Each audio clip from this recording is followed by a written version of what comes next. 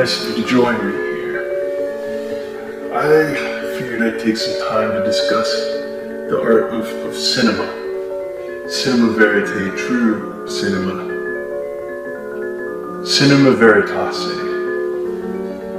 Yes, I'm an accomplished filmmaker. I've filmed in many different countries, from Bulgaria to Stalingrad. I've filmed the passing of time as reflections pass through the clouds on a dull, dreary winter's day. I've made all manner of films, and I just see I see the new filmmakers of this generation. They're not really trying any new ideas. They're not fully grasping what is capable with the format. Now, I'm really interested in true life balance. Now, the script, the story is all secondary to the most important thing, which is the actor. Yes, and the director has to pull something out of the actor, if you will, that the actor was not even aware or capable of. And that is the truth of cinema. I was studying the I Ching, and I kept pulling thunder, and I saw that I had to relapse on drugs, and that's what I did. I took all kinds of different substances. I took kratom, I took tianeptine, Adderall, mescaline. I took all these different drugs, and they allowed me to see true forms manifest on the screen of our mind. You see, we're all just like a little person inside of our brain. It's the manning that controls it. We get this full picture image, and we have the controls of our hands. Yes, we have the controls of our feet as we move. If you use a prime lens, your feet are the zoom. And we run through this life, taking in pictures, taking in data, taking in the pure elemental forms that create cinema. You look at the cave paintings on the wall, shadows moving on the wall. That was the original cinema. Shadows, light.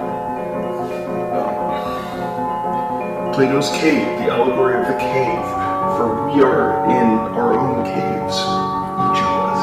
Aldous Huxley wrote that we're in each of our own island universes. This holds true. This is true. The filmmaker is bridging the gap between the two caves of the subject and the viewer.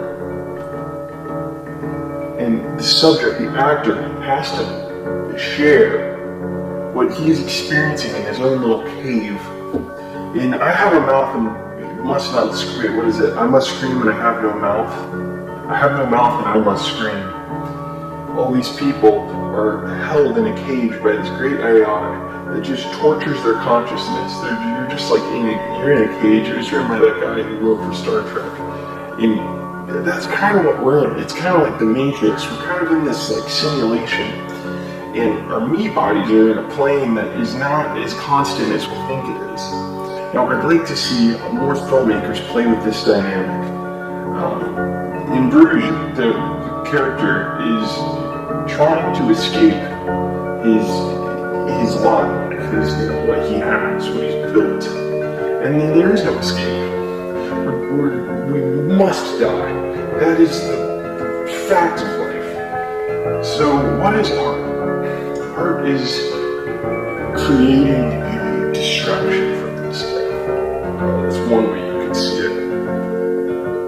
I think art should make us, what's all this beating around the bush? We should just, and art should just, straight to the final destination, as it were. Yes, film is an amazing, restorative, rejuvenating process, yes, but it must also be destructive. And I think filmmakers need to embody self-destructive quality in film. Think of yourself as, in the year 1965, you go to a brothel in San Francisco. Although there is no brothel, the whole thing is a CIA operation, mind control, psyops. You're inside the Abu Ghraib prison, and you're the torturer. Put yourself in the bad taste too far. Put yourself in the torturer and the torturee, taking drugs to just not for creative sake. Nobody takes drugs to create. Self-destroying yourself. That's what needs to exist in motion picture. Anamorphic lenses. Filming on 16mm film. Making a rig to hold an anamorphic lens. And it'll using a rudimentary camera like a Bolex. And the Bolex spring wound non-reflex camera. And then you have like the dog leg viewfinder so you can view the frame. Because it's all about the frame. What exists in the frame of cinema? What does the viewer see in the camera? What is held in the eye of the beholder? These are simple, yes, complex theorems of datum and precise triangulation. Where is the eye line of the subject, the actor? The most important part of cinema. Nobody's done more damage to cinema than Oliver Stone. Talentless hack. Look at the picture, the film, the direct scene veritasse, and you create a new expression, a new art, a new dynamic, a new range of emotion. In cinematography, it's gone, it's done, it's in the dust. You can make a movie on an iPhone. You can make a movie on a fucking good. You can make any kind of picture that you like.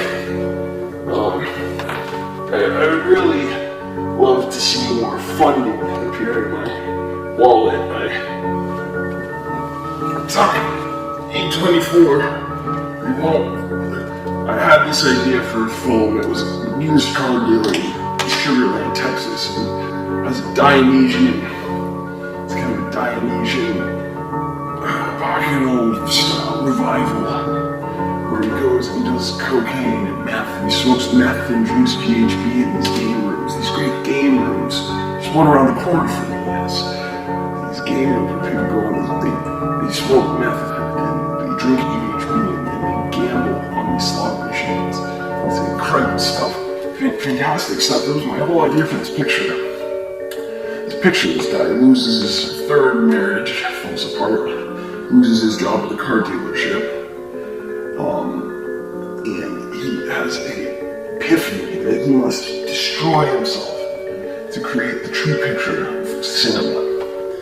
It's a tragic glimpse into a much too real story now.